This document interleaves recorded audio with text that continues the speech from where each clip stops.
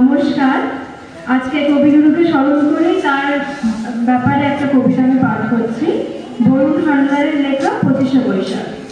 শুধু ফুলে নয়, মালায় নয়, জন্মদিনে বরণ করি মনে। কীর্তি তোমায় করেছে মহান, তুমি আছো বিশ্ববাসীর প্রাণী। প্রতি বছর তোমার জন্মদিন 25শে বৈশাখ আসে ঘুরে ঘুরে।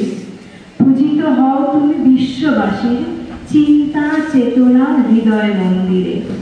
বঙ্গ সাহিত্যের কোনায় কোনায় সুনিপন তোমার বিচরণ। জন্মদিনে গান ও কবিতায় আমরা করি তোমায় স্মরণ। তোমার সৃষ্টি সবই যেন প্রবাহমান অসীম অমৃত ধারা। গীতাঞ্জলি কিংবা গীতবিতান পড়ে হয়ে যায় আত্মহারা। আমাদের ছেড়ে চলে গেছো অমৃত লোকে বহু কাল আগে। আনন্দে কিংবা বিষাদের দিনে তোমাদের বাণী হৃদয়ে জাগে।